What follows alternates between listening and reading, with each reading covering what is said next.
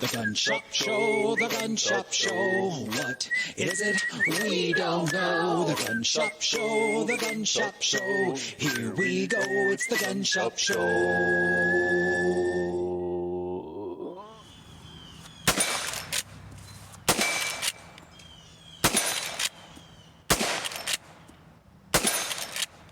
All right, guys, welcome.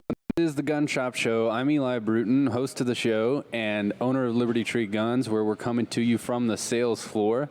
As always, in the control room is Trevor. Hello. And we also have, to my right, Logan. Hey, guys. And this week's episode really knocked my socks off. It's all about the guns of John Wayne, and I learned a lot about John Wayne, and I learned that there's a lot I didn't know about John Wayne. Right. But the good news is the Duke himself is here right now on the show. Let's get him. Let's see if we can get him in here. The Gun Shop Show, the Gun Shop Show. Here we go. It's the Gun Shop Show. Hey, pilgrims, this here's John Wayne. You know I like my guns, and Liberty Tree Guns is my favorite gun shop. Tune in to the Gun Shop Show this Saturday to hear about the guns of me, John Wayne. Tune into the gun. Well, it sounds like he might be coming to us through the Matrix. I mean, it's hard. That's probably just the time warp since. Oh, you know. Yeah. We couldn't get a picture of him, but we could get his mouth. I like to think it's a stunt mouth. Yeah, those audio issues were because of the warp in time. Because we had to get him back. Because unfortunately, John Wayne passed away back in the late 70s, and so therefore we can't get him on the show. But luckily, we do have the guns of John Wayne. We sure do. And I have one in my hand that actually inspired us to do this episode, and that is a very cool unfired John Wayne commemorative Winchester rifle, which has several of his classic movies engraved in the side. So I will tell you more about that here on the show today. We also have a chance to get some free merch, and we're going to be breaking down all of the firearms used in John Wayne's classic film career. And I think I misspoke when I said we're going to break down all of the guns of John Wayne. Yeah, there's a lot. Because that brings me to my point here about me learning about John Wayne, and that is, I thought, wow, there's probably, 10 really classic John Wayne movies. Yeah. I'll just go watch some of all of them. And to be clear, this is a little bit before my time. I grew up with everybody being all about John Wayne. Right. And, I knew him as the iconic cowboy. I knew who he was. I would have even told you, I like John Wayne movies. But the truth is, I'm not like a lifelong fan. Right. So I just thought there's probably 10 top John Wayne movies. But the dude was in how many movies? Prolific. Logan, do you remember? Crazy amount. Around 250 movies. Man. I was just telling you the other day, Eli, I don't think I've done 250 of any one thing that I can think of. Maybe 250 graphic designs. I've done 250 of those. I know. And by the way, you got some compliments on your thumbnail skills. Oh, yeah. I did. Yes. We had a hater on YouTube. Couple. Yeah, we'll talk. But he did compliment the thumbnail. We'll come back to that. But 250 movies is incredible that even that many movies could be made in a lifetime, which explains why John Wayne is the all-time American actor, hero, cowboy, and probably explains why some people are almost what I would describe as religious about John Wayne. Right. So that makes sense. John Wayne was in a lot of movies, famous for his westerns, but he was in movies that were set in other times. So we're going to break those down, but I wanted to start with the two most iconic, what I would consider, based on everything I know about John Wayne that showed up in the most of his movies, that we can boil that down to two cowboy guns, and that is the Winchester Model 1892, either rifle or carbine, and the 1873 Colt single-action Army. revolver. So those are the two things that are in some of the most iconic scenes. And I want to break down the revolver first. Let's go with, no, actually, let's do the lever action. Do the 1892 video if you can. Hickok 45, and you are looking at three generations of Colt single. Not the right one? No. Here's a compact little rifle that shoots handgun ammo. Just the ticket for varmints and short-range outlaws. Hi, I'm Larry Potterfield with Midway USA, and I've got a Winchester Model 1892 saddle ring carbine made in New Haven, Connecticut. You'll like this gun. First, you'll notice the exposed hammer, typical of Winchester lever guns, a smooth trigger, and of course, the famous lever. The stock design is straight grip, which was standard on the carbines. Here we have a carbine-style butt plate as compared to the crescent style on most rifles. We have a 20-inch round barrel and a ladder-type rear sight with a post-type front. Oh, and let's not forget the saddle ring. Winchester offered this model from 1892 to 1932 with over 1 million guns produced. Our carbine today is chambered for the 3220 Winchester centerfire cartridge, but they were also made in 2520, 3840, and 4440. The action is really slick. Here I have some 3220 dummies. To load, simply press the loading gate down with the nose of the bullet, then push the cartridge in with your thumb. The magazine holds 11 rounds, and you can empty it a lot faster than you can fill it up. So there you have it, the Winchester Model 1892 saddle ring carbine. I'm Larry Potterfield with Midway USA, and that's the way it is. Larry Potterfield, what a classic in the gun industry, from Midway USA. And if you're listening on the radio, we played through the video, and obviously you could hear the audio, but this is a classic-looking lever-action rifle, which would have been a cowboy gun. Interestingly, the first John Wayne movie, the movie that put him on the map, was the 1939 film Stagecoach. That's correct. Which was set in the 1880s. But remember what the model of the rifle is? I certainly don't. 1892. Makes good sense. Oh. So the movie's set in the 1880s, but he's carrying A gun from the future. You know, I was wondering, like, he did a lot of cowboys, he did a lot of war. Did he do any futuristic movies? And turns out he kind of did. Yeah, there was a little bit of a little bit continuity error in the the equipment, but people didn't think about that. I mean, no, it was the cowboy had a lever action, and that is what matched up. But well, I kind of also doubt that there's any real replayability back in those days too. So anybody's watching it over and over and over and over again and taking notes. Like, hey, that doesn't going on to match the up. internet and writing about it. Yeah, we were much more critical in today's era, but the lever action rifle was quite a revolutionizing amount of firepower in comparison. Guaranteed. The Civil War lasted in the 1860s. Most of that was fought with muzzle loading, black powder rifles where they had to be measured out, ramrodded in. But toward the end of the Civil War, lever actions were designed and then really became prominent. And it was the Winchester 1892 that put that on the map, and it could be loaded through the side gate, so you could carry cartridges preloaded, load them in.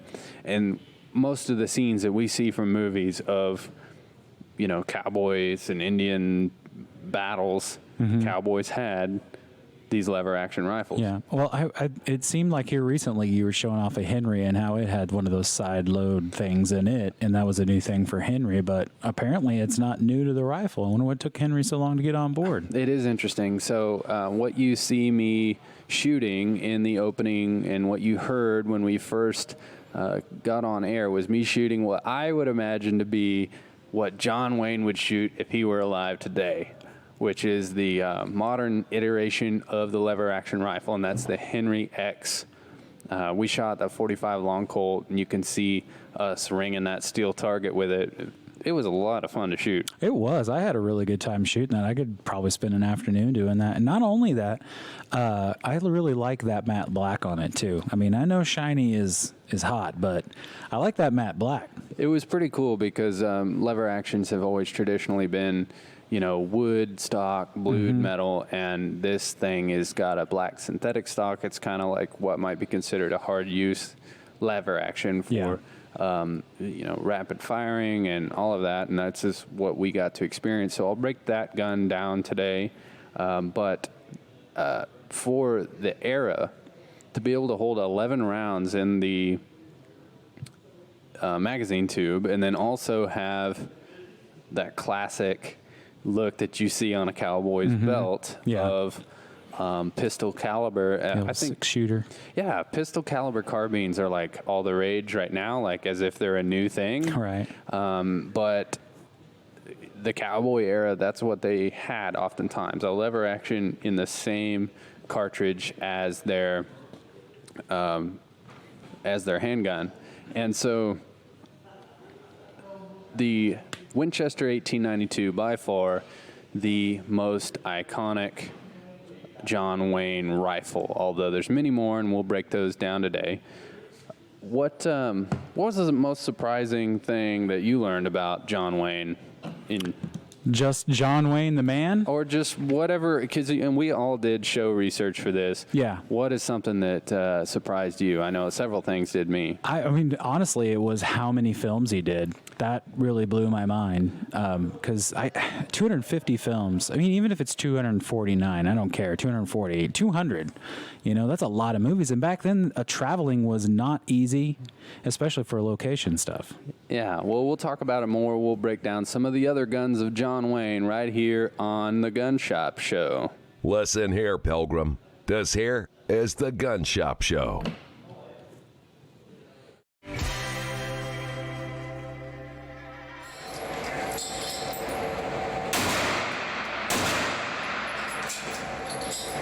The Ruger Security 9 LTO, an exclusive new firearm only from Liberty Tree Guns.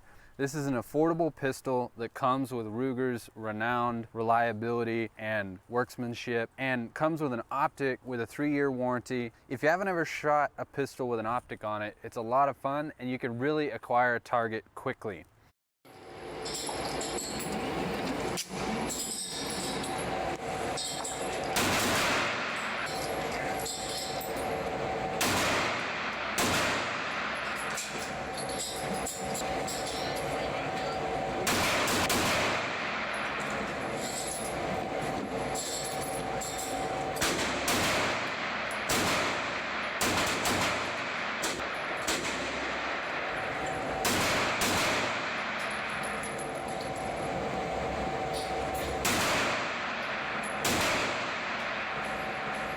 All right, Ruger Security 9 LTO unboxing. So it pretty much obviously comes with everything the Ruger Security 9 would already come with, and this is how they look in the box. Ruger started doing this insert in the box, which is kind of nice. We've had to modify it a little bit to make sure that your optic fits. So there's a cutout so the cover can go on, and then the gun can fit right here in that. They come with 2 mags, so a lot of price point guns, you're just getting 1 mag, but you get 2 15-round, OEM mags. A couple little bonuses is the optic comes with the AR mounts. So if you want to pull this optic off and run it on an AR, you've got everything that you need. That's a freebie, just comes in the box. Once we pull this insert out, here's where all the goodies that come with the optic. Got a 3-year warranty on the Firefield optic, the user manual. It has the tools for both mounting the optic if you want to take it off, and also the adjustment screwdriver for the windage and elevation, and then all of the factory information for your pistol.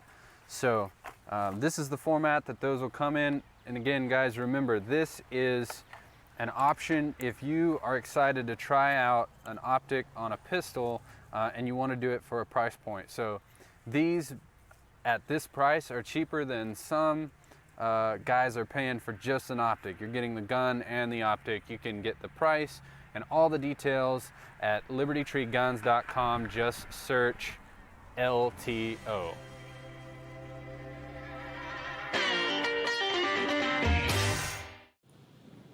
Welcome back to the Gun Shop Show. We are your friends in the gun business. That is Liberty Tree Guns. You're hearing us from the sales floor of Liberty Tree Guns here in Carthage, Missouri. And today we are talking about the guns of John Wayne. And I have fully admitted, so before you go calling me out, I'm not the world's premier John Wayne expert or even top fan, although John Wayne been on my radar my whole life. What I've learned so far makes me want to learn more. I want to watch more John Wayne movies. That's honestly, yeah, that's true, for sure.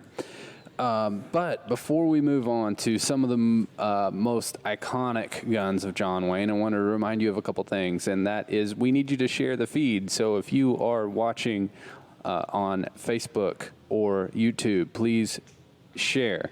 That helps get the news of the show spread and helps keep us going. Also want to tell you about a freebie that you can get. Last week we did this and it went off really popular. I'm really happy about it.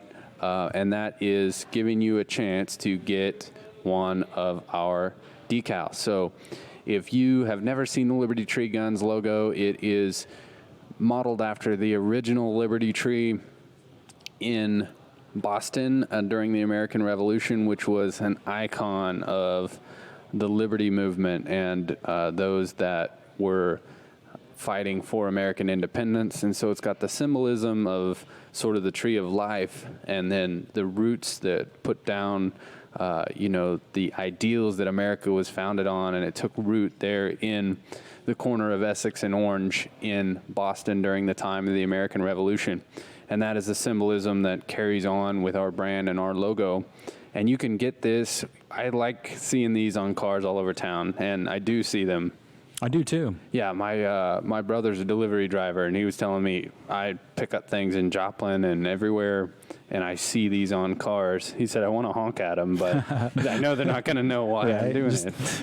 Might cause an accident or something. So you can get yours for absolutely free. All you have to do is go to libertytreeguns.com. Go to where, Logan? The Liberty Tree merch tab at the top of the page, and it'll be right there, free. Just add it to your cart. Complete checkout. Make sure we show Logan's pretty face whenever he's talking. Yeah. Oh, there he is. Look at him.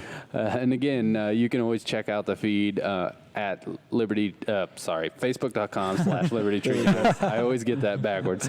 And YouTube.com/Liberty Tree Guns. Yeah. And anyway, you just go there, Liberty Tree merch. It's $0. It's absolutely free, and I've even agreed to ship this for free. So if you're all the way across the country and you want to get one of our logos, we had a gentleman from Corpus Christi, Texas, have us send one out. We have them from all over the country, and we're super excited to have that. That is very exciting to have someone that far away pick up our swag and sport it. I know you've seen some folks with T-shirts out in the area, or not even, they're just out miles away. Yeah, I saw them in Colorado. Mm-hmm. So it's exciting to have that. We appreciate your support. Yeah. And speaking of support, one of the ways that you can engage with us outside of listening here on the radio and on the live stream is you can go to the Gun Shop Show Facebook group, which is not like a page, it's a group where you can post your suggestions for guests, for ideas. You can tell us what you love about the show. You can tell us what you hate about the show. And we post, like this week, we've been adding some things to the show set, and we've been letting you have a sneak peek of that. And we really appreciate that engagement. And so we'll drop that in the comments and the link right now, and it'll be in the show description, so you can join the Gun Shop Show Facebook group. We are closing. No, it was 402 last I checked. Yeah, it has blown up. Wow. But I've been considering kicking Logan out of it. I don't know why. Yeah, I'm just kidding, Logan. You're back in. You're back in. Back in. Yeah. Well, nothing is more classic than a cowboy's revolver, right? I can't think of a cowboy and not think of a 6-shooter. Yeah, a 6-shooter is what everyone thinks of when they think of Westerns, when they think of John Wayne, I'm sure. And there was one that is the predominant revolver from his movies, and that is the Colt Single Action Army model 1873. Let's roll some of that info on the Colt 1873 single action This Army is the revolver. 1873 Colt Single Action Army Revolver. The Colt Single Action Army is one of the most easily recognized firearms in history. It was used by cowboys on the Texas frontier, the Texas Rangers, and the United States Army from 1873 until the turn of the century. This pistol was revolutionary because loading the weapon no longer required measuring and loading gunpowder. Cartridges had become common, which made loading much faster and more reliable. The Colt Single Action Army is well balanced and naturally fills the shooter's hand. Let's take a look at the basic parts of the 1873 Colt Single Action Army Revolver. There's a 6-shot cylinder, a barrel, and a frame. A loading gate opens to allow cartridges to be inserted into the chamber. The ejector, located under the barrel, pushes empty shell casings out of the chamber. Now, let's load it. Open the loading gate. The hammer is half-cocked, so the cylinder turns freely. Insert a cartridge. Turn the cylinder so it skips a chamber. For safety, many only loaded 5 cartridges so the hammer would rest on an empty chamber. Load the remaining cylinders. Close the loading gate. The Colt Single Action Army is now ready to be fired. Pew.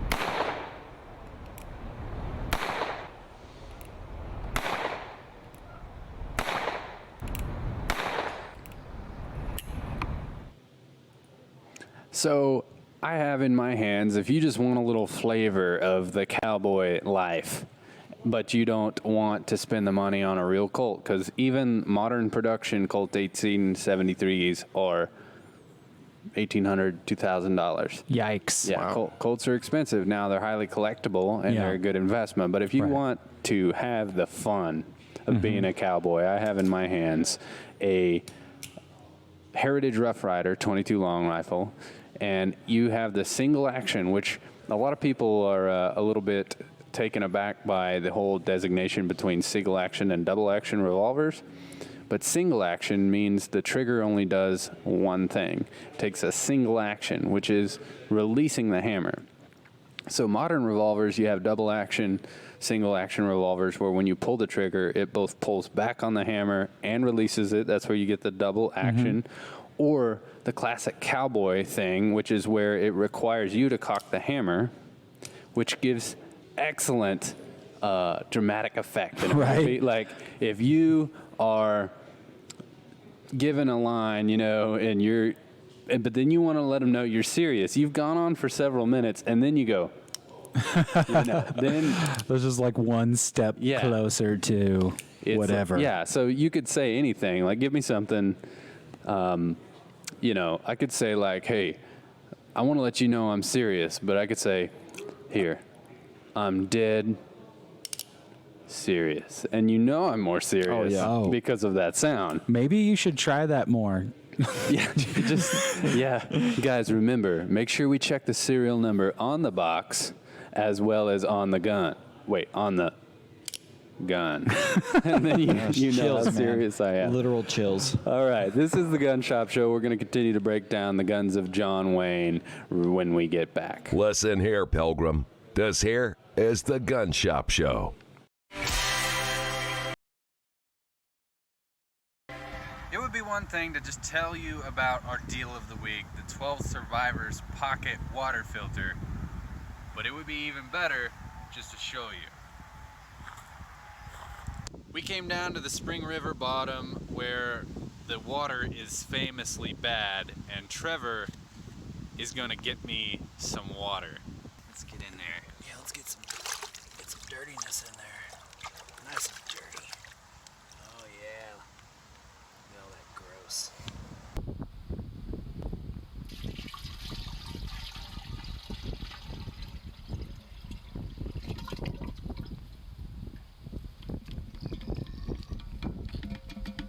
Let's get some out of this puddle.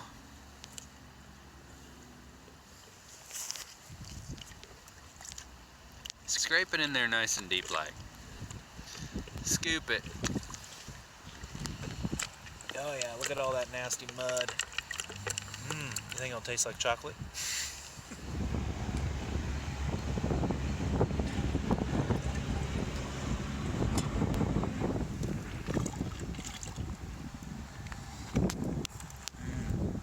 Artifacts.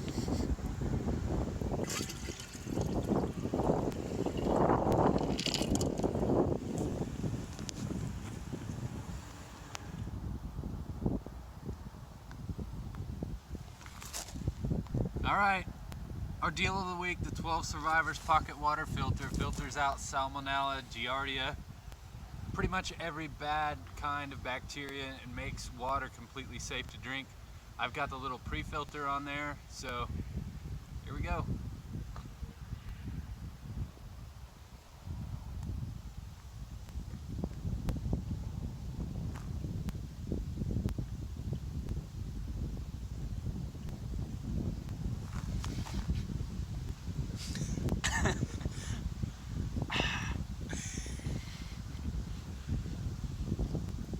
So good. Actually, it's not bad. Like, it just tastes like regular water. That's really impressive. The 12 Survivors Pocket Water Filter is the deal of the week from Liberty Tree Guns. Getting it supports the Gun Shop Show. You can get it on libertytreeguns.com. Has some really cool features, and it makes even the nastiest water safe to drink. There's a pre-filter that really is just designed to get the sediment out. If the water's cleaner than this, you don't need the pre-filter, but it's also threaded. So that'll thread right onto a normal water bottle or soda bottle. So if you're in a survival situation, you could scoop out the water into a water bottle, thread this on top, carry it with you, and make it safe to drink. Or carry them separately, thread it on just when you need to drink. So get it, libertytreeguns.com.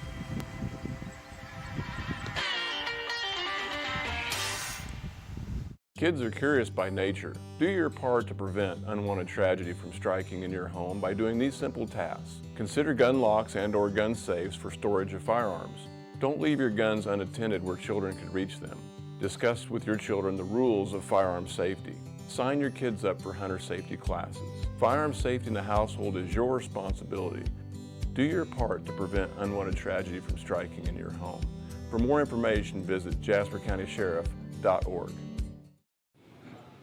Welcome back to the Gun Shop Show. We are your friends in the gun business. That's us here at Liberty Tree Guns, where I am amazed every day that I get to do this for a living. Right. And we went out this week and we shot not a true John Wayne lever action, but what I would consider what John Wayne would be into if he were alive right now and lever actions were still so hot. Right. And I mean, we could probably say that this would be John Wayne approved. Yeah, for firearm. sure. I mean, I certainly didn't lack the feeling of a cowboy while I was shooting it. I didn't either. I mean, all of a sudden I had some chaw pop up in my mouth while we were firing. That's how authentic it felt. I noticed that. And you were saying partner a bunch. Yeah.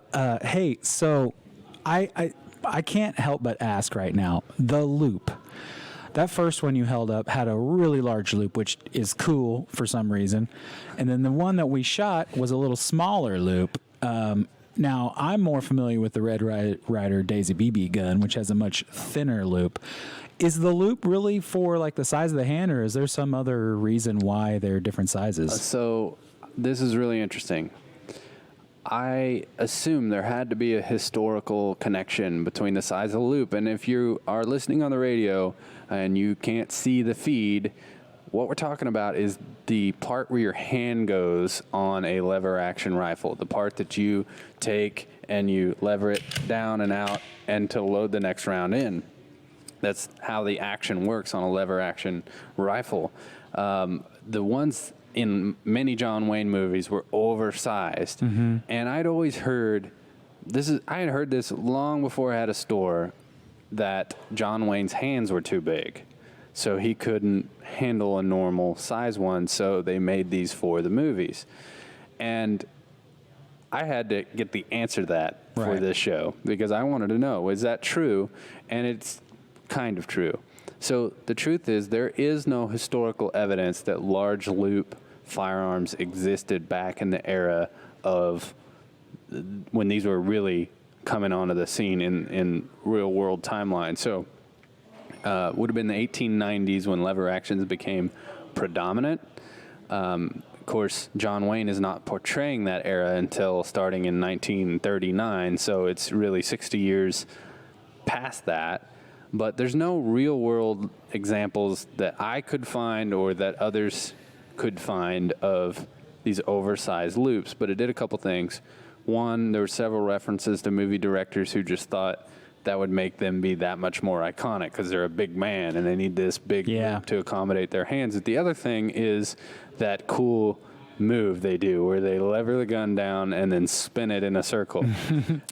I did that a time or two with my BB gun. Right. Yeah. That these guns are too nice. This John Wayne commemorative, which I'm getting ready to break down for you, an absolute one-of-a-kind collector item. I've only seen one other one in my hands in all of my life, and tragedy struck. I remember that. We were all saddened by that. So let's finish talking about the Henry X. Then we'll talk about this commemorative version of a John Wayne Winchester, and then we'll talk about what happened that tragic day with the other example. So the Henry X is Henry's modern take on the lever action. It's still got the classic style, still works the same way, exposed hammer. Some things that I liked, which are modern touches, is the sights. They've got these fiber optic sights that really popped in the sunlight. Oh, yeah. I mean, I had no issue sighting on that. No, it was super natural, even though we just took this thing off the shelf, brand new, took it out and tested it, and it's got the bright green front sight, the red rear sight, so they contrasted really nicely, super easy to point and aim. Also, Henry, although a classic manufacturer of lever actions, until the last year or so, only had tube feed, meaning when you went to load the gun, you had to reach up toward the muzzle and turn and pull out a feeding tube and drop the rounds in. If you're familiar with a lot of tube-fed .22 rifles, that's how those work. They pull the tube out, drop the rounds in, then feed it in and lock it back into place. The downside to that is you have to put the gun down, for one, and you have to pretty much commit to loading the full tube every time. So you'd have to fire it all the way till empty. Mm-hmm. Where when you add the side gate, you can take even between shots and load a round in. And do you have a clip of you loading that? I do. If you can, that would be great. That would be even better example than me trying to fumble around here and do it. Here we go. That's that new side gate from Henry. If you can imagine, you have to take the tube out every time, but now you can just load it in the side gate. See, right by where the shells eject, there is a side gate in which you can use to slide rounds in as you go. And that was very easy to slide in too, by the way. Yeah, super easy to load. So we had a lot of fun shooting that gun out at the range this week. But I'm going to put this one aside, and I'm going to move on to this beautiful. And Trevor, let's try on the fly to switch to camera 3, I believe it is. The disc camera? Yeah. It's labeled 3. There we go. This is a Winchester Model 94 in 3240. It's a saddle ring, and that was another thing that, let me go ahead and pick it up and show you the saddle ring. Let's go back to camera in front of me. So on the side of the lever action, you have this little ring, and the purpose of that was to keep the cowboy from ever being separated from his gun while he's on horseback. So they would literally tie a lanyard to this in case he dropped it out of necessity, in case he dropped it on accident. It wouldn't fall off the horse and get lost. He could at least reach down and pull it back up. There was also several slings, just rifle slings that were designed to be attached to that. So this commemorative, even though it's never been fired, and It's got a beautiful checkered wood stock. You can see the receiver, and the barrel band is a nice matte stainless, and it has a cowboy scene, stagecoach, engraved on one side, and on the other side, another cowboy scene with scroll marks, and his movies are engraved on the side of this thing, and this is available at Liberty Tree Guns. Are both sides the same, or are they different? No, in fact, I had been messing with this for days before I stopped and really appreciated the movies. And some of these movies I'd heard of, some of them I had only heard of when we posted on Facebook. Right. Which we went on Facebook, and this just tells you how John Wayne is significant in people's lives and cultural influences. But we said, what's your favorite John Wayne movie? And that had 70 plus comments on it. And there was a wide variety of answers. Yeah, there was. I watched a few moments of a couple, but I watched most of Rio Lobo. They were really good movies. Yeah, it explains why he is so significant to those folks. But anyway, engraved on this one-of-a-kind Winchester Model 94, in the silver receiver on the side, you have Rio Grande, Hondo, Stagecoach, The Searchers. She Wore a Yellow Ribbon. These are all titles of John Wayne movies. The Comancheros, The Man Who Shot Liberty Valance. I'm going to have to flip this to read the other side, but this also has engraved in it a John Wayne sort of, it looks like it's a what do they call this, Logan? I'm drawing a blank. The coin thing? It's emblem? Like it reminds you of a challenge coin, but there's a word for it. Yeah. Can't believe I'm drawing a blank on it, but it's John Wayne's face. It has a signature on it, too. Yeah, it has John Wayne's signature. It's pretty cool. So we will break down this gun and more right here on the Gun Shop Show. Stay with us. Hey, Pilgrims, this here's John Wayne. You know I like my guns, and Liberty Tree Guns is my favorite gun shop. This here is the Gun Shop Show. The Gun Shop Show, the Gun Shop Show. What is it? We don't know. The Gun Shop Show, the Gun Shop Show. Here we go, it's the Gun Shop Show.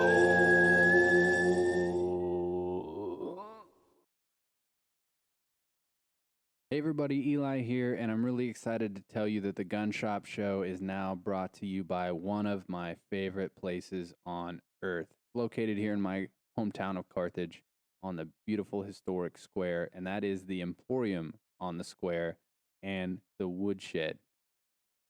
It's a art gallery, an event center, a gift shop. They have art classes, and probably my favorite part is the burger and steak joint in the back. But when you walk in, you're in this 150-year-old great big building, and there's very unique Americana artwork from famous artists like Andy Thomas.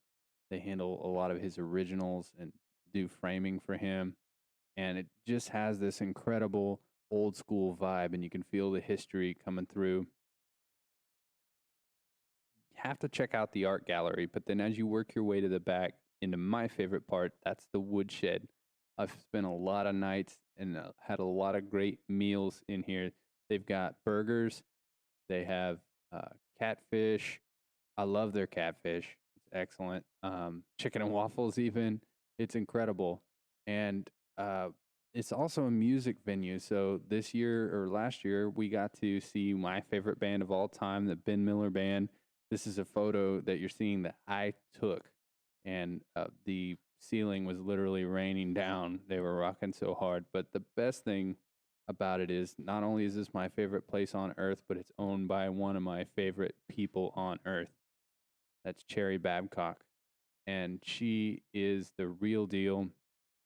She takes care of her customers while they're hosting an event or catering or having a special art class or just their normal business of selling burgers and steaks. Check out the Emporium on the Square and the Woodshed. All right, guys, from the sales floor, of your friends in the gun business, Liberty Tree Guns. We are back. This is the Gun Shop Show. Thank you for listening and watching. And medallion is a word that I couldn't think of before the break. It has a John Wayne medallion, and then also, as Trevor mentioned, the signature, which this is just a gorgeous gun. And if you're a John Wayne fan, this is a must-own gun. And a lot of times it's Winchester collectors themselves who fall down over themselves to get this example, because there's just not very many of them made. I don't have the number of how many were put out, but this one is unfired.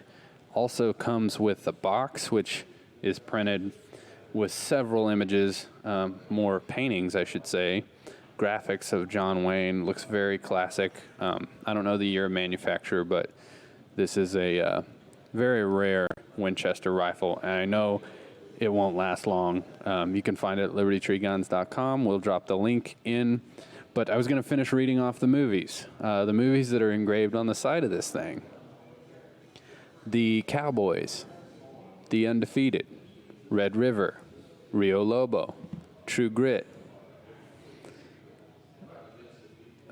Just a second. El Dorado War. El Dorado War Wagon. I can't believe there's so many of these. Sons of Katie Elder. That's one I've heard of. McClintock. How the West Was Won. McClintock is a comedy. Did you know that? Yeah. No, I didn't. I started watching a part of that, and then for some reason I ended up moving on to Rio Lobo. Yeah. But, I mean, 250 movies, and they've got, like, what, probably 10 on each side of that? Yeah, see, and if, a lot of these Hondo and ones that I'd heard of, those are kind of what I thought were John Wayne's movies. I had no idea there's 250 of them. And I know, right? As you go down our Facebook page, they're just movie after movie that were people's favorites. And that's before you even get into the non-Westerns. I mean, it's all Westerns, obviously, on this Western-style Winchester 94. One exclusive that we have, and Liberty Tree Guns is one of the highest volume used gun dealers in the country.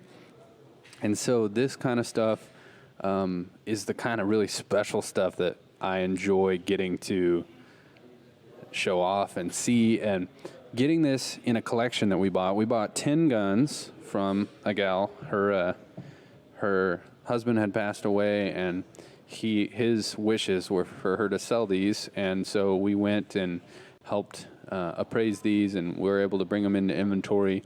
And this was one of the 10, and we get this kind of stuff fairly frequently.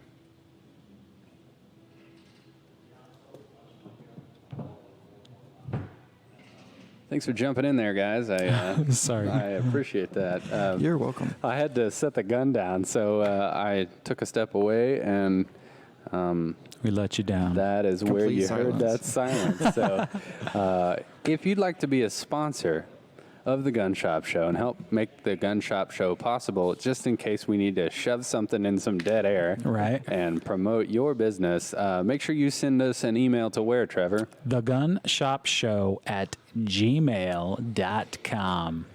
So I want to get into some of the other guns of John Wayne because he starred in movies that were set in different eras. They weren't all Westerns. But I wanted to tell the story of the one time we had a John Wayne commemorative lever action. Do you remember that, Trevor? I'll never forget it. It broke our hearts. It did. It broke more than just our hearts. Mm-hmm. Yeah. This was a gun that we got in, and we were just as blown away because of the rarity of it the first time. And it was a very similar version of this.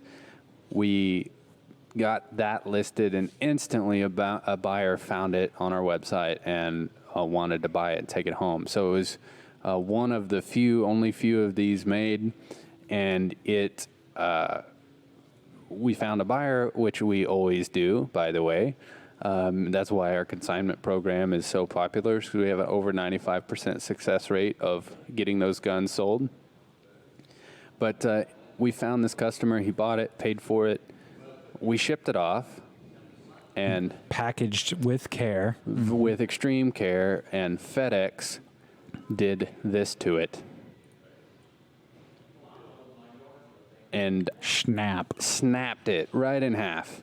If you're watching on the live stream at facebook.com/LibertyTreeGuns, you're seeing the same exact rifle that I've been holding up the whole show, only snapped in half. It's literally the same commemorative from what I can tell. It's got that that medallion in the side, and you can't see it in this photograph, but it's got all the movies listed. It's almost the exact same firearm. Yeah, and which is amazing because there's not many of those out there. Here's one, again, the large loop, which was really popularized by John Wayne and a handful of other Western movie actors. It was not a historical necessity or a historical thing. Now, the Henry X that I had held up, they sort of took a blend between the two. They didn't put a great big one. They put a slightly oversized in case you're hunting with gloves or you're wearing some kind of gloves while you're firing the gun. It does accommodate that. But I think I heard some rumblings down the line. Did you hear that? From who? I heard a little like ding, ding. That's what I heard. You talking about that? That's what I heard. That was the voicemail phone, if I'm not mistaken. It sounds like it. I don't know. It sounds like we need to check our voicemail. I think it's time. I need to get my voicemail phone. It has been a while. All right. Do you guys remember the last time we checked the voicemail? Well, I've been a few weeks, I'm sure. Like years. I hope. I don't know. I know we've There it is.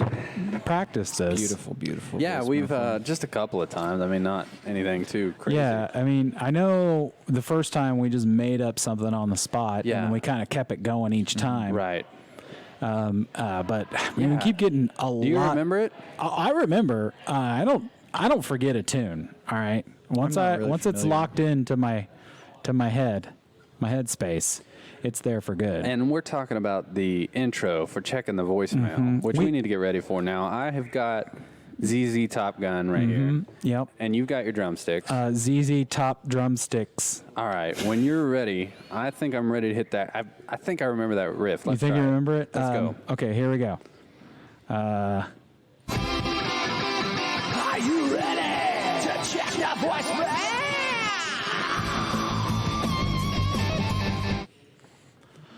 Whew. That was better than I remember. I mean, that blew me away. That was crazy. Dude, right there on like the third beat, I thought I almost lost it, and then I picked it back up. Yeah, so I'm looking across the shop, and I see a customer, and he's wearing a mask, but he looked impressed. I know. I mean, you probably could tell that I think he winked at me. He said, look at those guys go, tearing it up. Rocking out. We take everything with 100%, 110% every time. Like, we don't 99% anything. No. That's why you get the best checking the voicemail intro. But I think it's time to roll it. Now I have accessed. Let me put in my code here. 1776. that one? Make sure you remember the Yep, you got it. that one. Okay. Yep. All Okay, right. here we go. I think I'm ready to go. All right, here we go. Hey, this is Alan in Joplin, Missouri, and I just want to know which of you guys does the best John Wayne impersonation. You know, that's a great question. I think it's an excellent question, and I didn't even realize how good or passable of a John Wayne impression that I actually have. I haven't heard it. You haven't heard either. it? No. Well, you know, it's pretty much as usual based around one word, like Christopher Walken's documents. Now, before you get into that, I want to break down what you can expect in the rest of the show, and then we'll have a contest, okay?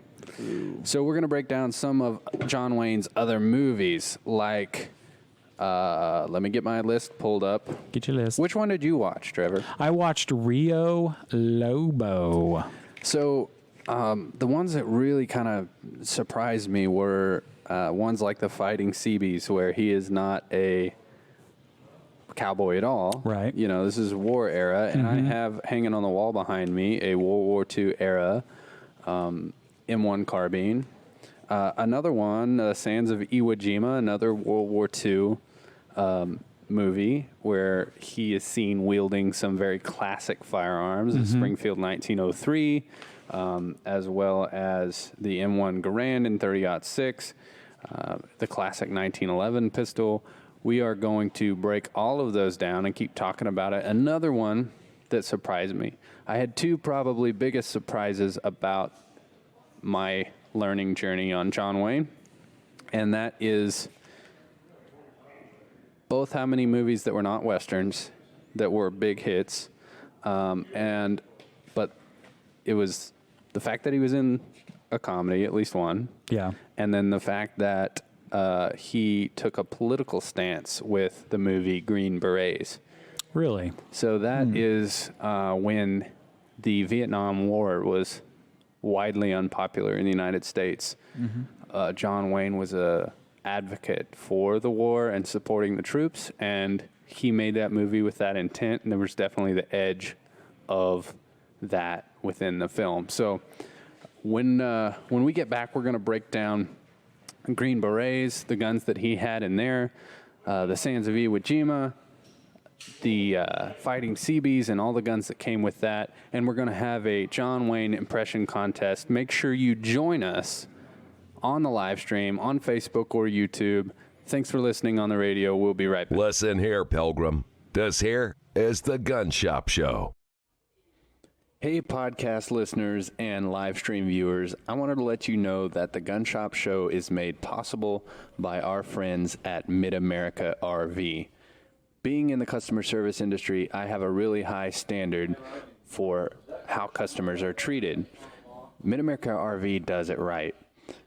I've got my RV through their dealership, and I've taken it all over the country. We made it to South Padre Island. We've gone to Colorado several times. And if you've ever owned an RV, you know there's a lot that comes with it. So who you get it from matters. And it's extremely important that you have support after the sale. And here's some photos of my trips to Colorado that we took in our RV from Mid-America RV. They're located just outside of Carthage. They have a really vast inventory, and they are home of the lifetime RV warranty. So I believe they call it a forever warranty. So I urge you, if you're in the market for one, to check them out. It's a really fun and can be very affordable way to get your trips in. So visit them at midamericarv.com. We appreciate their support of the Gun Shop Show. And as you can see, they have a large inventory selection of trailers and fifth wheels, and they specialize in those. They don't carry any motorhomes or anything like that. So if you are in the market for a tow-behind RV of any size, from a little teardrop to a full-size trailer, I urge you to check out Mid-America RV. Now, we weren't sent any promotional material, so we decided, and this is from genuinely from my personal experience. There's a trip of me in Colorado in my Surveyor that I got from Mid-America RV, and so we decided we would make our own commercial for these guys since we believe in them so much. So, Trevor, I assume that you are prepared with material, right? I'm going to jingle on the spot. You didn't make one ahead of time. I didn't. No, I didn't. And I'm actually a little nervous right now. Can you put it on the lot? Yes, I can. Okay. All right. Let's hear it. Let's refresh. And here we go. They may not appreciate this. Mid-America RV, the San Francisco treat. That doesn't make sense. Yeah, I'm not so hot at the making up of stuff, so I borrow from other people. Okay, well, the point is Mid-America RV will treat you right. If you're in the market for a travel trailer or fifth wheel, check out Mid-America RV. The Gun Shop Show, the Gun Shop Show. What it is, well, we don't know. The Gun Shop Show, the Gun Shop Show. Here we go, it's the Gun Shop Show. All right. If you're wondering what I'm holding up, this is a coloring page. Nolan's been hanging out with me, my 8-year-old son, at work, he knew we were working on the Guns of John Wayne. He wanted to color that, and I don't know if this is one that Logan printed out for him, but he wanted to help. And so I said, if you color that, I'll put it on the gun shop show, and promise kept. Hey, he did a good job. That actually is kind of cool. Mm-hmm. You know? And we also, have John Wayne singing the gun shop show theme song, which has been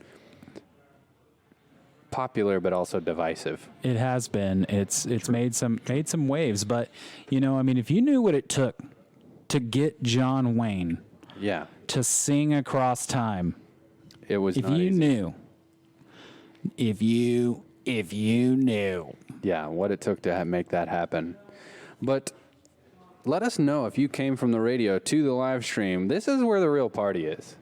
This is where I start partying. I'm partying right now. Yeah. You just can't see it. It's below the camera. So what folks have done is they have called 208-918-1776. And if you just joined us, we were checking our voicemail, and here's what we found.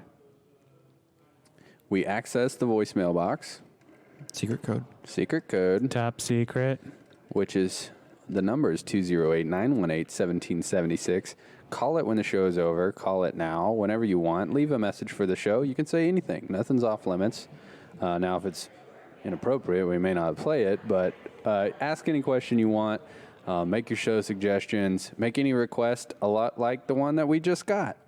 Hey, this is Alan in Joplin, Missouri, and I just want to know which of you guys does the best John Wayne impersonation. That's a fair question. I think it's fair. We've had several offs, something off. Yeah, so beards maybe we versus can mustaches. Mm-hmm. We've had different contests. We've done some impressions. Now it's our time to do the Duke.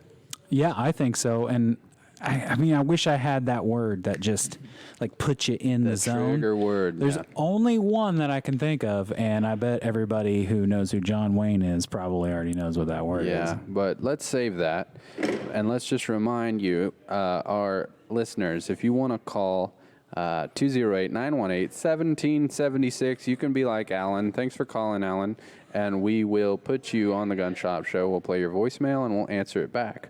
But before we do our impression contest, which is coming right up, we're going to talk about some of the other guns of John Wayne. Yay! So these are what we're going to be talking about. We talk mostly Western guns, right, in the radio portion, and now we are going to talk about some of the war firearms, which you mentioned earlier. He did something about the CBs. Is that correct? I can't quite remember.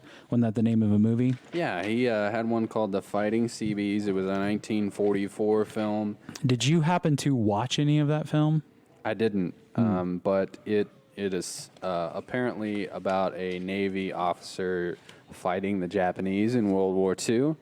Makes good sense. I actually I spent some time down at the CB base whenever I was in the Army. I went down there and did my AIT training, or my AT training. Can't remember. I think it's AIT. And I got to train with the Navy CBs, which was really exciting because they are a really old institution in the Navy. They are the engineer battalion, if you will, of the Navy. And it was a really cool base down in Gulfport, Mississippi. And I got to know a lot of Navy guys, Marine guys, Air Force guys. We were all kind of together in one building. And I don't know, a lot of rich history there. So I was a little surprised to hear that that was a very specific movie title. Yeah, and I'm glad that that went okay for you here because within the confines of Liberty Tree Guns, those different branches of the military can't seem to stop wanting to one-up each other. Oh, well, it happens in those, back home, I was, that was the best. And, they all get together and, they got to one-up each other there, too. So it doesn't quit, Yeah, I was going to say it didn't, I can't imagine that was any less than, and it still lives on today right? Yeah, in it's the just back storage rooms of Liberty Tree Guns. The military, especially during training, is basically just like a summer camp for sports that takes way too long. Yeah. Let me grab one of the guns while you guys talk about. Did you watch any non-Western John Wayne movies? I did not, unfortunately. I would have liked to have watched some of the war-related ones, and I will. From what I was reading, they had some. He did like romance movies too. Really? Yeah. Like I kind of felt like the majority of them were either war or Western or kind of both. Logan, did you happen to read about any that weren't in those genres? I know that our listeners are going to be pulling their, diehard John Wayne fans. They're going to be like, how do you not know about this thing? What's wrong with you? This is America. So I've seen 4 John Wayne movies so far in my lifetime. Were they all Westerns? I think so. Mine is one of them. I'm not sure. So I recently watched The Searchers, a really good movie. Really liked it. I've seen True Grit, the original True Grit, and the remake. I think I like the original better. What else did I see? Oh, The Cowboys. That's one of my favorite, probably my favorite John Wayne movie of the 4 I've seen. And then Hatari, which I don't think is a Western, but I watched that a lot as a kid. Really? What is it? Do you remember what it's about? I think it was like a hunting movie or something dealing with hunting or... So let us know in the comments. One of the best things about the live stream is that we can see your thoughts on what we're talking about. So let us know your favorite John Wayne movie. Let us know how disappointed you are that we are not more well-versed. We can talk about guns all day long, and we can talk about the guns of John Wayne, which we're going to do right now. But as far as the nuances of his acting career, is a little bit before my time, although I can appreciate it very much. It was before my time as well, but I will say this, it's piqued my interest. Yeah. I want to watch more John Wayne, if not just for the entertainment value, but also for the historical value. Yeah, I mean, the fact that a person could make 250 movies in a lifetime, you have to think about that. That is, let's see, he was born in 1907. Yeah, 1907 in Iowa. And passed away in 1979. So 72 years old. So how many movies a year is 250 movies? Divided by 72? Well, you got to assume that he wasn't, make it divided by 50, because he didn't start acting when he was. No, I get that. I was just still thinking, that's still like 3.5 movies a year for 72 years. Unbelievable. I know a lot of modern movies take over a year to make. I can't imagine making 250 movies. Right. And again, just in that era where travel was not easy as it is today, setting up shots in those environments were not, I mean, now everyone carries a high quality camera around in their pocket, but what it took to make a movie back then, those cameras were few and far between, let alone the people who knew how to operate them and edit together film. Pretty amazing. Yeah, and on his he does have a website, by the way, for his entity, and he also has a foundation, a cancer foundation. If you're interested in learning more about that, he died of cancer, and one thing that I learned was the movie The Shootist, which was his last movie, draws parallels between his life, and he plays a character who had cancer. And a lot of people assume that he took on that sort of somber role as the icon of his last work, when the truth was, a little factoid, that he wasn't diagnosed with cancer until after that movie was made. Oh, his final film? His final film is about a character who has cancer. Right. Let's see. I watched a little bit of that, and it's got that 70s era quality to it. If you're familiar with watching older films and watching them as they go through generation, like the quality of the film gets a little better and a little better. It kind of smacks of a little bit of The Godfather. Just the screen quality. But that was 1976, The Shootist. That's the film that you're talking about. But back to our earlier topic, Eli. He started acting at 19. Okay, so he had about 50 years, which means he made 5 averaged. It's not like 1 year he made 5 movies in a year. Right. He averaged 5 movies a year right. for his life until he died. And had a family. Yeah, he was married more than once. Yeah. I think something that's interesting, when I think back to my personal connections to John Wayne, I remember my family. I had some extended family who were into rodeos and stuff. So John Wayne was like an icon. They talked about him more so than my immediate family. And I learned that John Wayne wasn't his real name when I was about the third or fourth grader, and I thought I was really, I thought it was just kind of, this is an ornery thing to do, to go like burst people's bubble. Right. You know that's not his real name. And so his real name, he was born Marion Morrison. Mm-hmm. But I got that confused. I had learned it at one point, but I went around telling people, you know that's not his real name. His real name is Merriam-Webster. And I thought that was true. But that is a dictionary company. That's right. Those are two people's names, I think. And I remember going around the classroom and hallways in my elementary school telling people that. And I imagine that at some point I had just read Merriam-Webster on books that were in school and got the two confused. But just a crazy swing of irony, I believe Merriam-Webster was John Merriam and Wayne Webster. So maybe was it really? No, not at all. I couldn't help myself. I was like, maybe that explains it. See, I wasn't a little idiot. But the truth was, I was a little idiot. Speaking of which, how he got his name, very interesting.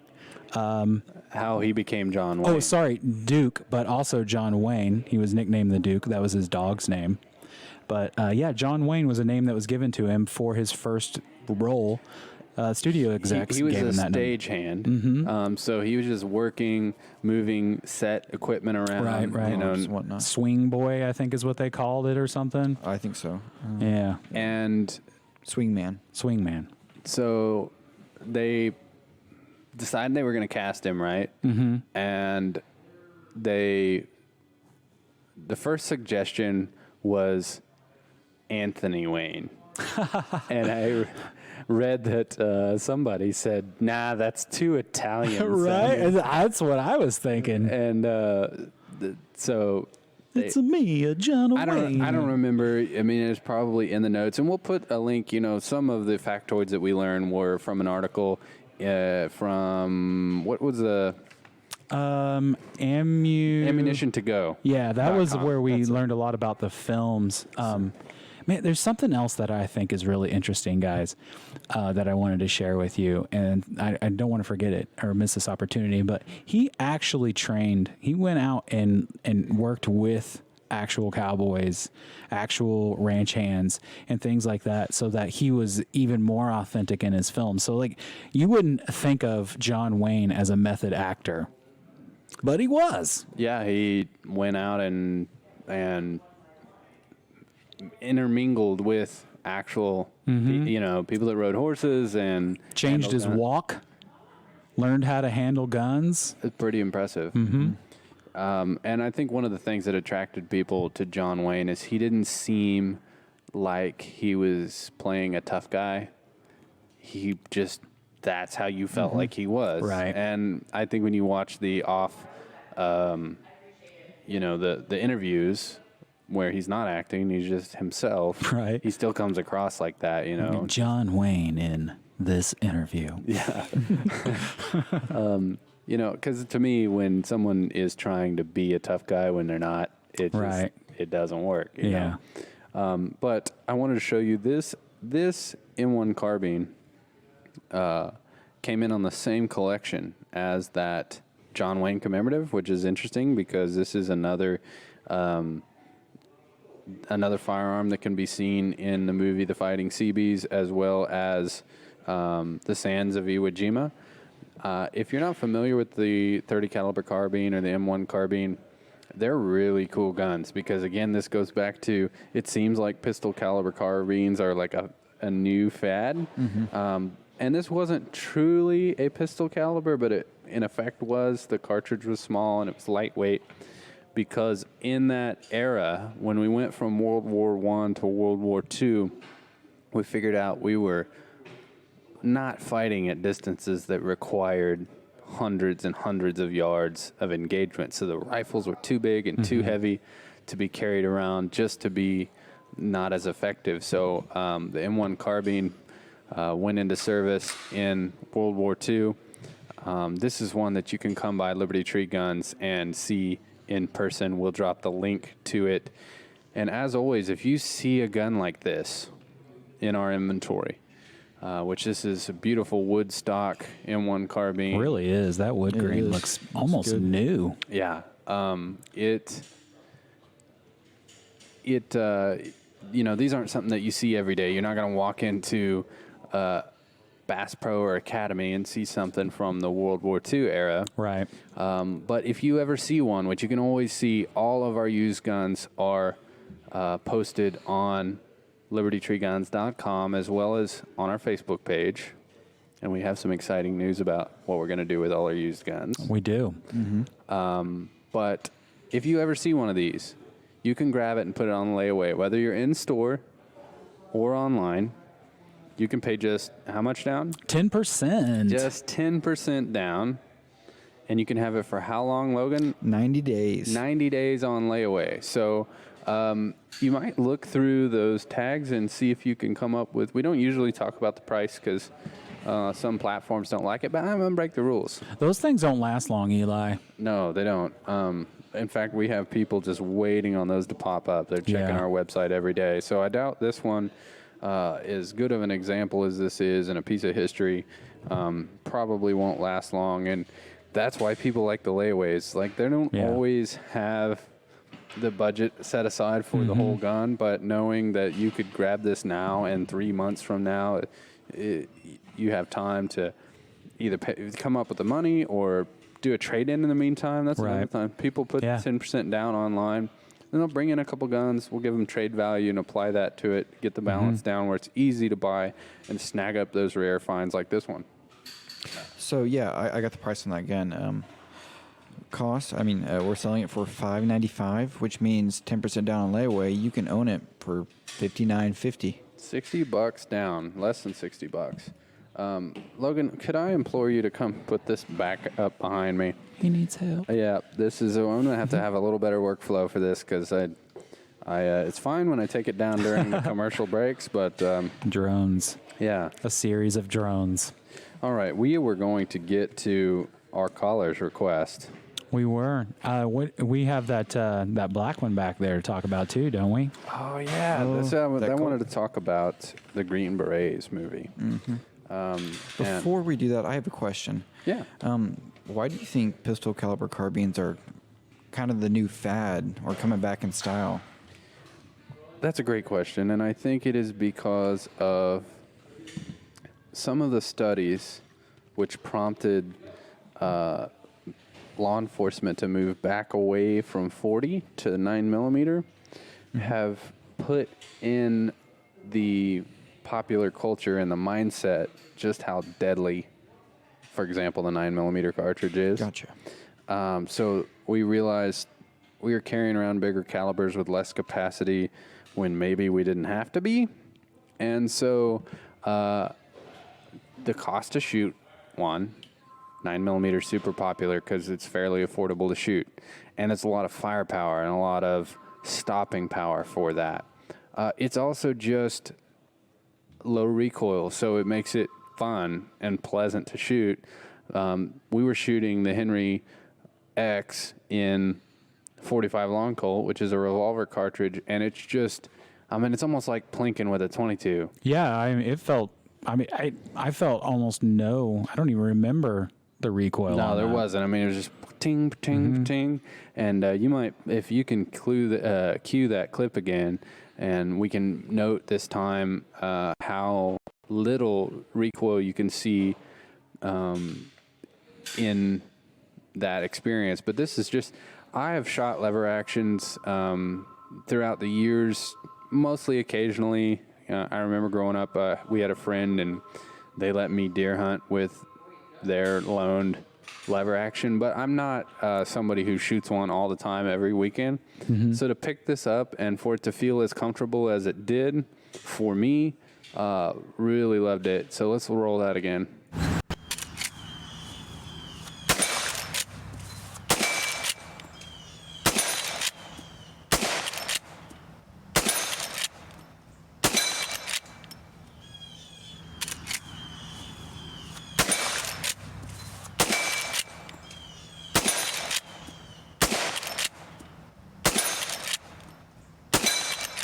We are a Henry stocking dealer, and we sell a lot of Henrys. This is just something that we wanted to get in the lever action mood, and we took that out and shot it. But again, you can hold more. So in that tube, the 1892 carbine that John Wayne used in a lot of his movies, even the short version would hold 11 rounds. So we got a question from one of our viewers was, is it possible, there's a scene from the Sons of Katie Elder where he shoots 16 rounds in one scene. Yeah. And they said, well, it must have been a magic gun. Now, Hollywood is famous for not having continuity with when a gun would need reloaded. Right. It's just revolvers over and over and over and over. And that, it was not exclusive to John Wayne. Tons of movies are like that, where it's like they have endless rounds. But this listener had watched The Sons of Katie Elder and noticed there was 16 rounds. And while that is not possible with the gun in the movie, it's not that much of a stretch, because there were carbines that would hold 11 rounds in the tube, plus 1 is 12, and a revolver with 6 more. So the notion that a cowboy could fire 18 rounds before reloading anything is within the realm of possibility. So to answer your question, do you have that guy's name by chance? I don't. Where was that question posed? It was a Facebook question, but regardless, thanks for your input. I remember who you are. It's just slipping my mind right now. Is it possible that he had a magic gun? It certainly was the portrayal of Hollywood that got that to happen. But the interesting thing is it wasn't super far-fetched. Well, I mean, the thing of it is, that movie might have seemed like it took place in our world, but maybe it took place in a world where those had 16 rounds in them. I mean, yeah, you have to suspend a little bit of disbelief when it comes to the magic of the movies. But, I mean, they got that side loader hole. Couldn't he have just pumped a few more rounds in there? I think the point was he didn't, and they could tell that. Oh, okay. Well, I haven't seen the movie, so I can only assume. But it is, you're right. When you're watching movies, it's interesting to point out when that wouldn't be possible and that couldn't be possible. And I don't watch a lot of movies, but it doesn't usually ruin it for me. But I see a lot of made-for-TV cop shows. And I see them do things, and I'm like, couldn't they have spent 5 minutes with a cop and learned how they hold their gun? So it seemed a little believable. One day I'm like, I've never seen anybody hold it up next to their face as they go around the corner. What? You didn't do that? I didn't do that. You weren't that cop? No. All right, we were moving on to the Green Berets, I think it was. Yes. Yeah. So, Logan, if you'd switch me out, take that Henry X, and then bring me that M16.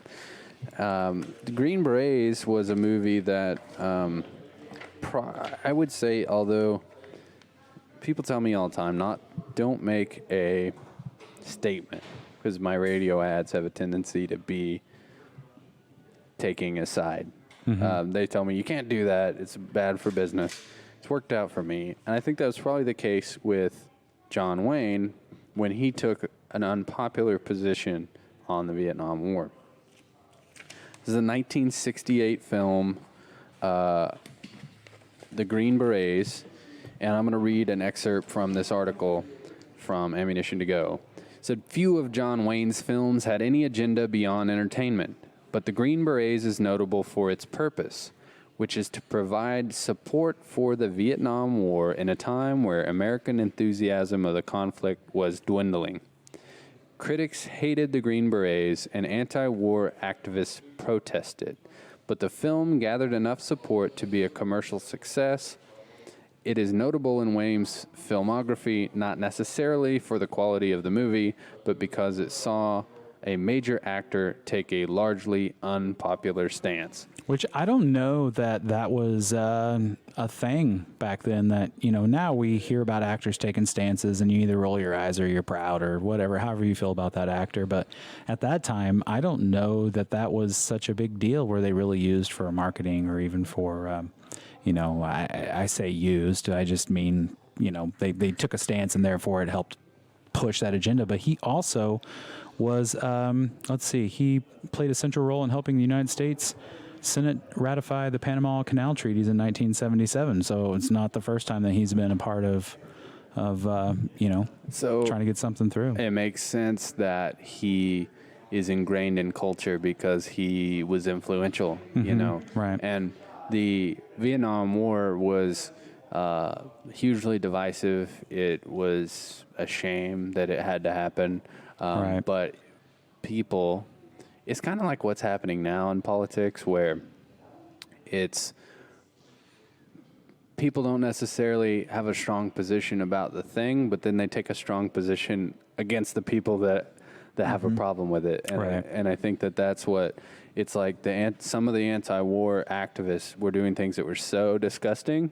Is like, you're going to force me to be pro the Vietnam War because of the way that you're treating soldiers, or you're, in this case, reacting to John Wayne. Yeah, I mean, as I've grown up and I've tried to understand that whole era and what the anger was towards that, it, you know, kind of came down to, you know, at this point, you know, don't hate the soldier. You can hate the conflict or hate the war, but don't hate the soldier. Support the troops. You don't have to support the conflict. Yeah. And that, I think even now, people that oppose intervention overseas are more that way. Right. I don't see, you know, soldiers getting spit on and things like that. Like, we've learned to draw the line that it's politicians that send young men off to fight, not they don't make that choice for themselves. Right. And I just want to let our listeners and our viewers know that we are not trying to take a stance on the Vietnam War or any of that stuff, just merely talking about it from a historical standpoint. Yeah. So speaking of the Vietnam War, the legendary rifle. This is not one like that. This is one of those. And that is an M16 that I'm holding. A real, legit Colt M16. Fully auto. People may forget that you can own a fully auto M16. That's right. Don't you need like some kind of special license or something to own one of those? No. You were here for episode number 2. Logan, did you forget? You need to go back to episode 2.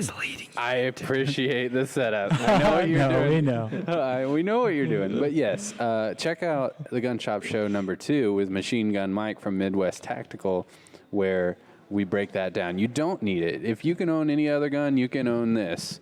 And that is a fully auto M16. And this is John Wayne. Marion Morrison can be seen firing an M16. So if you look at this gun, and if you would have asked me a week ago, do you draw any correlation between John Wayne and an M16? I wouldn't, that's for sure. No, but Green Berets, if you want to check it out, that's the movie. All right, you know what, guys? I think we've waited long enough. I think our fans have waited long enough. Is it time to throw down, to John Wayne down? Yeah. Gotta get loose. So before I forget, we should. I want to let everybody know that there is a good portion of John Wayne films available in the public domain, which means you can watch them for free. Not only that, there are a lot of those movies that are available on YouTube as well.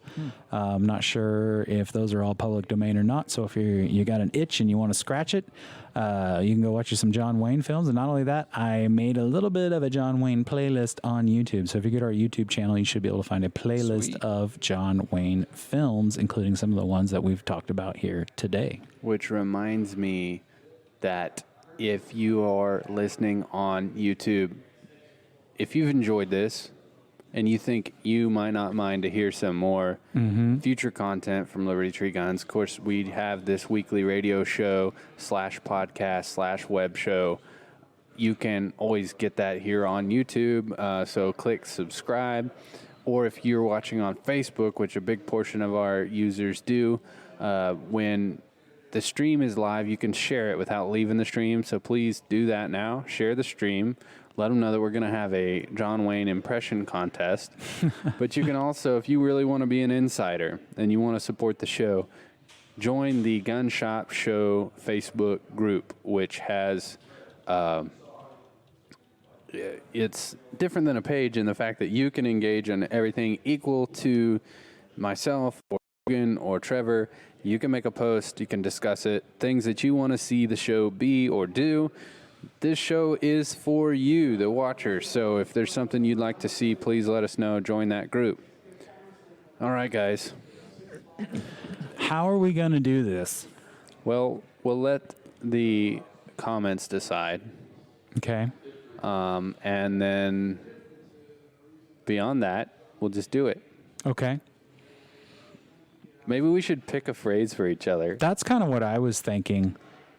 I was over here looking at silly quotes, but just something ridiculous that you would never expect John Wayne to say, like, "Howdy, Pilgrim, my pizza is burnt." Okay. I would like you to say... You can dress it up. You can put stuff on the beginning and the end. Okay. No, I'm going to do this one for Logan. Okay, let's do it for Logan. Man, this candy corn is stuck in my teeth.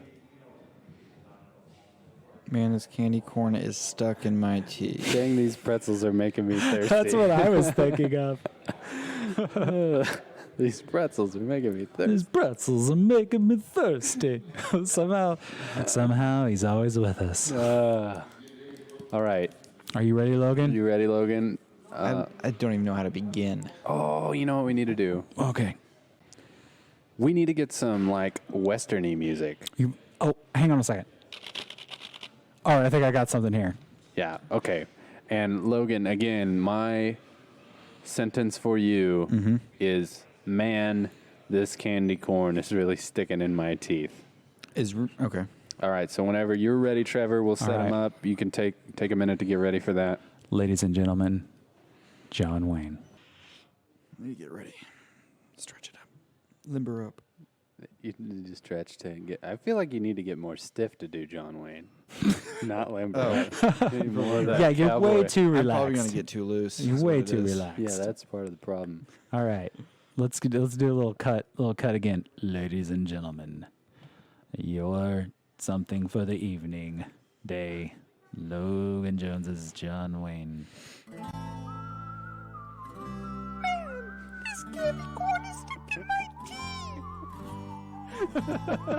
Was that good? You got so much mileage last time out of your Mickey Mouse. It was top-notch Mickey. It's great, Mickey. I can't blame you. If you don't got a John Wayne, you go with what you know. What would be really impressive is if he could do Mickey Mouse as John Wayne. Oh, okay. Okay. Well, I think it's True Grit, the kind of classic scene where he goes, "Fill your hands, you son of a..." I don't want you to use the word. We'll beep it. But do it as John Wayne. Look up the clip. I don't know if we can play it because I don't want to get things taken down So for it's copyright. fill your hands, you son of a... Yeah, because he's saying, fill your hands is like a cowboy way of saying, get your gun out because we're going to duel. And when he gets ready to take down the bad guy, he says, isn't it from True Grit? I don't know. Fill your hands. And then I'll Google it. Fill your hands. Yeah, let's make sure. I don't want, again. Yeah, I want to get it right here. Yeah, I don't. There's a GIF. Oh, yeah. True Grit, right? Pretty sure it's True Grit. Okay. Like, we got a GIF of that scene. Of course, this is Rooster Cogburn for some reason. I clicked on John Wayne, I get Rooster Cogburn, but I click on John Wayne, I get Jeff Bridges. Yeah. Yeah. Well, yeah, okay. but yeah, that is him. Okay, so here's the scene. They're sitting across from each other on horses, bad guy, John Wayne, And when he says something about I'm either gonna kill you or I'm gonna take you into custody and you're gonna be hanged, and then he says, "Fill your hands, you son of a," and we'll beep it out for you. But Mickey Mouse as John Wayne. You ready? Yeah. All right. Get the music again. You guys ready for this? I like the Like the concert. Fill your hands, you son of a beep! I think I was too loud for the mic. okay. That's okay. You're really emoting on that. I'm sorry. This is taking the. I didn't know we were gonna do this whole Mickey Mouse. Let's do another one. Like, Yeah, I like Hey, pilgrim! All right. Trevor, do you want to go next or you want to go last? I'll go. Well, the good thing and the smart thing would be going last, but I'll go ahead and go next. Okay. All right. Logan, you want to do Trevor's sentence? yeah, so it's just something silly. It's your choice. Yeah, man. Yeah. Dealers, It's your- whatever dealer's this is choice. Your deal. Okay, let me think. So this is going to be Trevor as John Wayne, his best impression, because, again, if you just joined us, this was our request on the voicemail line. We check our voicemail almost every week, and we had a request, which one of you does the best John Wayne, and you got to let us know in the comments. Share the feed so people see it, and then let us know who has the best John Wayne impression. Okay. What do you got for me, Logs? Considering everything we're going through now with COVID, Oh, topical. I'm all out of toilet paper. I'm all. And again, the rules say you can append or what's it when it goes on the end? Pre is before, append is after. Okay, so you can pre-pend Mm-hmm. or append Okay. anything you want, but you have to say the phrase, "I'm all out of toilet paper." Well, there's definitely going to be something else in there, which you already probably know It's what the it trigger is. word, isn't it? Yeah. Yeah. Well, darling. Bell. Okay. I think I'm All ready. right, play Are you ready? Yeah. All right, this is Trevor as John Wayne.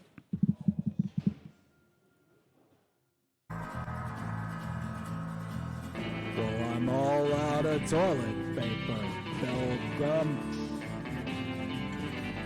Not too shabby. Thank you. I don't want to necessarily follow that. But you got to. Yeah, I will. I will. All the pressure. Okay. All right, I'm ready. Okay. Logan, do you want to make up his phrase or do I get to do it? I think you get to do it. Yeah, everybody gets to This do is one. your Okay, deal. yeah. This is your deal. All right. There is a booger hanging from your nose. And I'm telling the other person. No, actually, there's a booger hanging from your nose. I'm just kidding. No, there's not. I did tell you. Let me know. You let me know. You're like, we're live on air. I don't care. Yeah, yeah.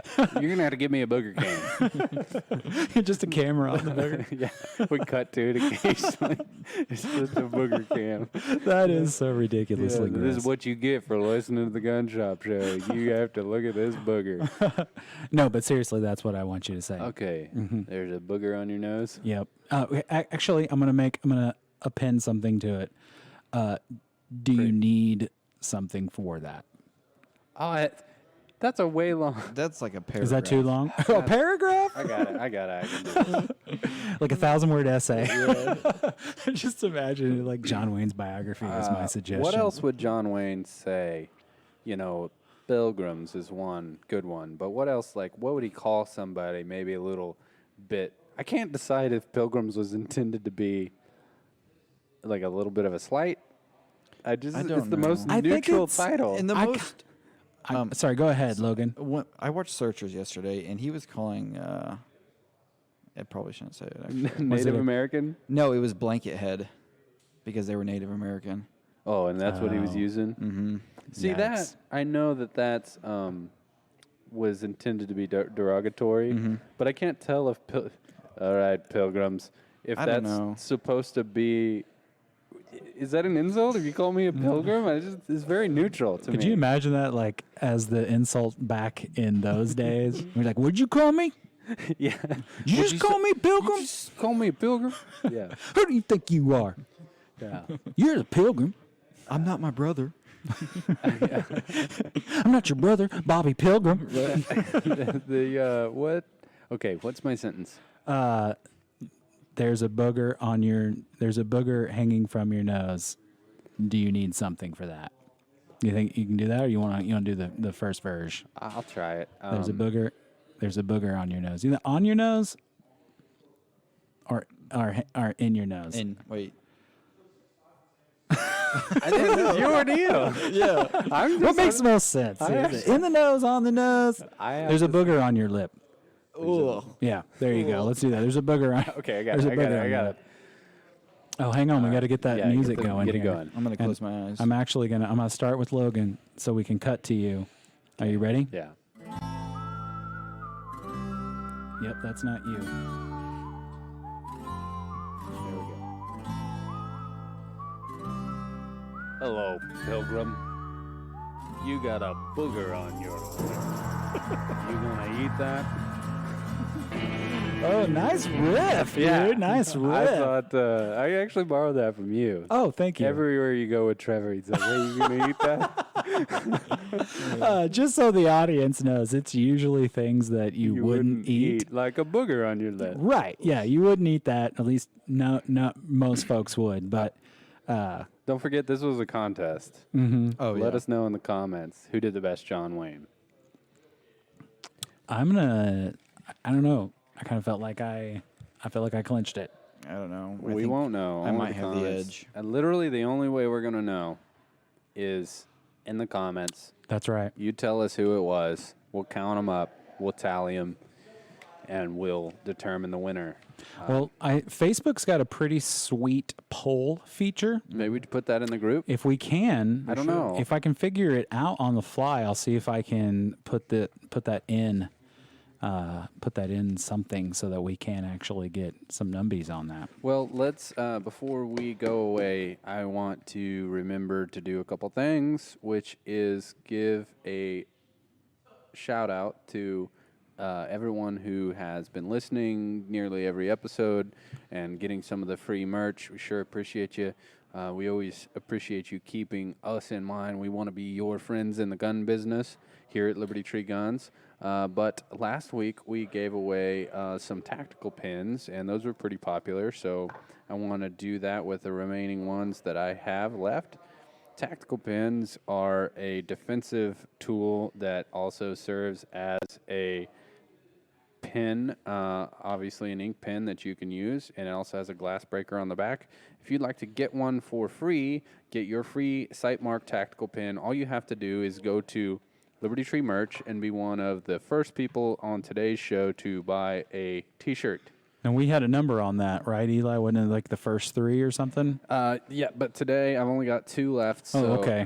We First did 2. Yeah, we did the first 3 last week, and those got snapped up pretty quick. So I was able to come up with 2 more, and we will do the first 2 people to get a T-shirt. We've got several designs, including the Liberty Tree Guns Don't Tread on Me version, the Liberty Tree Guns American Flag version, the classic Liberty Tree Guns. But it is time for Deals of the Week. Deals of the week? Deals of the Week. Deals of the week? Deals of the Week. Deals of the week? Deals of the week. Deals of the week. Deals of the week. Nailed it. We're gonna keep on with Deals of the Week. It's been very popular. This is every week we've got some special deals. Stuff at incredible prices or stuff you don't see all the time that we were able to get our hands on. This week, just a few of the guns or the deals of the week. Is this? This is that's actually last week's. Yeah, get or I this guess week. This week's deals of the week. Yeah. Oh, okay. Yeah. Let me cut back over here. Yeah, away you're from on last week's deals of the week. Man, if only we had that mute button handy where you could mute and like really. I think we have one, right? We Really installed it. Tell me how I need to get it together. Let's go ahead and hit the mute button. Logan, my mute button's not working. Can you mute it? Yeah. Okay, and muted. And take care of Trevor. Dude, we need to. I don't know what his deal is. I don't know. I mean, And he keeps asking me if I'm going to eat stuff. The song doesn't go deals of last week, deals of last week.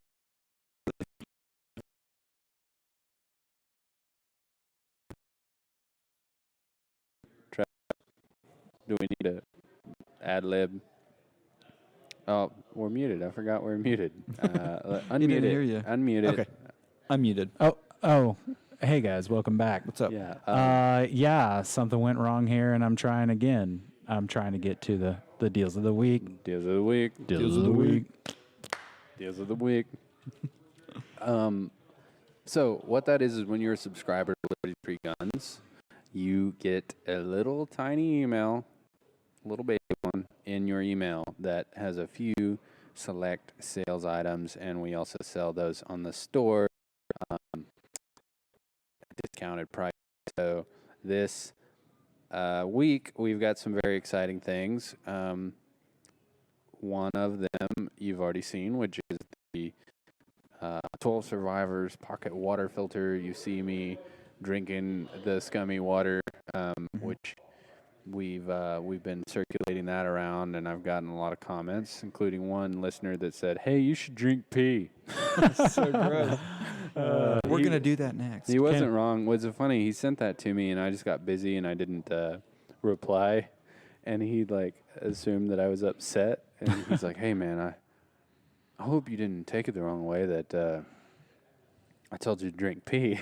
I was like, "No, man, that's a great idea. That would have won up my previous stunt of drinking dirty water. Right. Drink pee. I just got busy, forgot to text you back, but Forgot to drink pee? yeah, I just forgot to drink pee. It's sterile and all it tastes."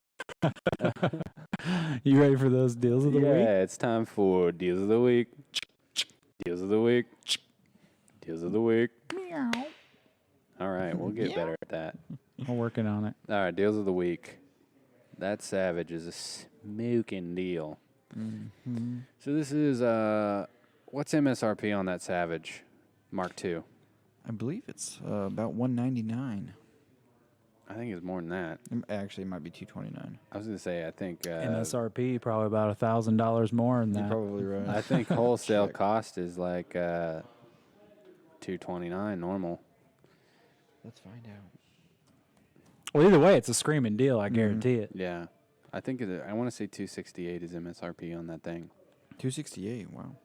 It was Savage makes a really solid and accurate rimfire rifle, and this is the Savage Mark II 22 long rifle, and they're on sale right now for $149. There's some other 22s that you can get for that kind of money, but you can't get ever one that is going to be as accurate and have the trigger that you get on the Savage Mark II. And as reliable as Right. the Savage. Are those the ones that are kind of are great for first timer little kid guns? yeah, Or- that No, they're not. You're thinking of the Savage Rascal. Oh, yeah, shrunk yeah. down. No, this will fit. This will fit a normal adult, but it's good for youth too. yeah, Super accurate. Great way to learn. not real heavy. Not real heavy.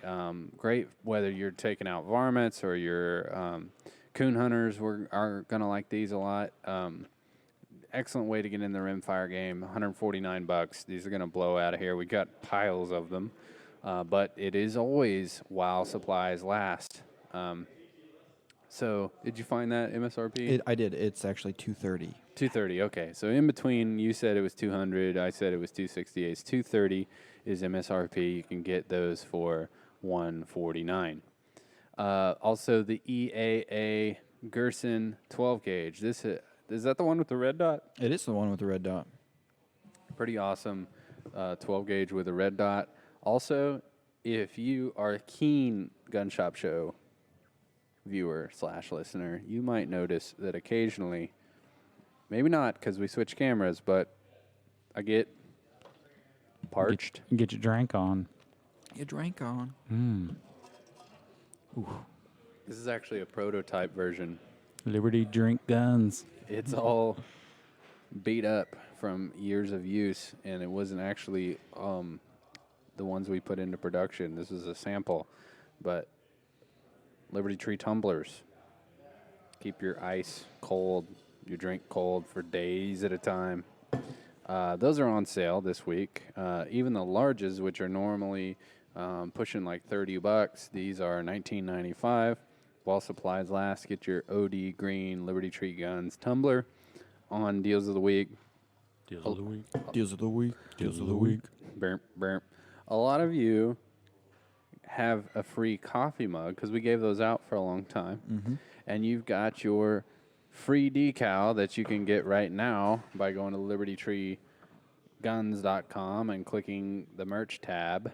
But a lot of you don't have a tumbler because you're tightwads and you wanted the free one.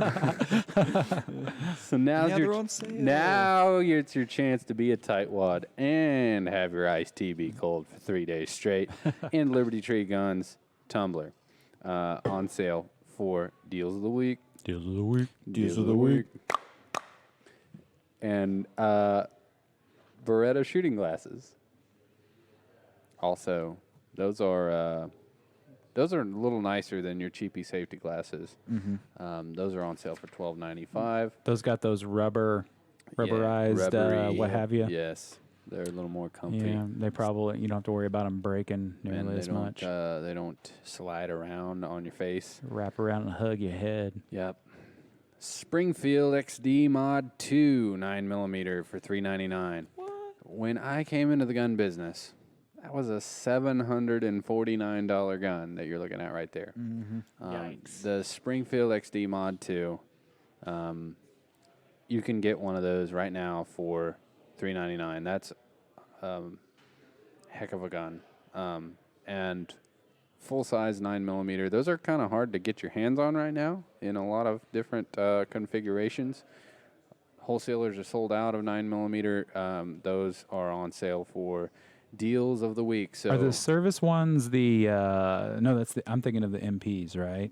Or am I thinking Smith & Wesson MP? You're thinking of Smith & Wesson, but same size gun because that's like a service style pistol. So the same premise is you get a full size like a police officer would carry in the Springfield Mod 2. The 12 Survivors pocket water filter we already talked about, which is a great way to have safe drinking water regardless of your conditions. And then lastly is that beautiful, roll that beautiful bean footage that you have of that gun, the commemorative John Wayne Winchester that if it didn't sell already during this episode, is likely to sell out ASAP. So this is a gorgeous, one-of-a-kind. Beautiful. Only a handful of these made. John Wayne commemorative lever action. We know there's one less. Yeah. So it's even more of a collector's item. Yeah, we know that one got busted in half, but all of John Wayne's most iconic movies engraved on the sides. Got the saddle ring, never been fired. It also has this really cool box. And Trevor, if you'll give me camera 3 there, I will show that off. So you've got several images of John Wayne, and I apologize, the angle's not better.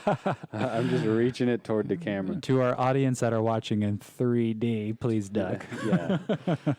So it's got John Wayne in several depictions, and this is the box itself is... That's artwork. Yeah, I was going to say, this is art that you would want to hang on the wall. It goes with the gun. You got the True Grit character on here. I'm sure all of these are various Western characters of John Wayne. The box is in great shape, has a serial number on one end that, of course, matches the rifle itself.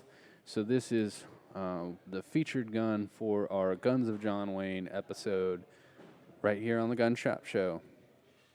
A couple quick reminders. Join the Facebook group and share it, grow it, help us get to that point where we can keep bringing you the show every week, and your support by getting the merch, spreading the word, growing the group, getting the t-shirts, and then all that we ask is when it's time for you to buy your guns and ammunition and things of that nature, that you consider your friends in the gun business at Liberty Tree Guns. Also, you can get the podcast. So if you're on the go, you don't have time to look at our ugly mugs on the screen, you can listen to the audio-only version at your own convenience. Stream it on the following platforms. Trevor, go. Apple Podcast, iTunes, Spotify, Google Play Music, Google Podcast, Stitcher, iHeartRadio, TuneIn, Podbean. I believe you can even stream them through YouTube, kind of as a podcast through that service as well. Yeah, you can use YouTube as your podcaster. But we always appreciate you sharing us, thumbs upping us. All those platforms are different, but the better rating you give us on those platforms, the more likely the show is to get seen. And we need it to get seen in order for it to work. We want to say thanks to several of our sponsors, which include Mid-America RV, the Woodshed on the Square, Anywhere Porta Potties, because we have some exciting porta potty related things coming to the show. But we also want to remind you that we have a few sponsorship slots open. And we have heard really great things from our advertisers that say because the ads are funny or fun or otherwise unique, that they are getting the ads brought up when they come in the store or That's exciting. the business. So people are saying, I saw you on the Gun Shop Show, which means it works. So we don't just take anybody as an advertiser. We choose to do business with people that we believe in. So if you have a business that you would like to use to sponsor the Gun Shop Show, send us an email to thegunshopshow@gmail.com. All right, guys, this has been a lot of fun, and we sure appreciate you watching. Tune in every Saturday morning, 9 a.m. on your favorite platforms. Thanks for watching. We are your friends in the gun business, Liberty Tree Guns, and this has been the Gun Shop Show. The Gun Shop Show, the Gun Shop Show. What it is, well, we don't know. The Gun Shop Show, the Gun Shop Show. Here we go. It's the Gun Shop Show.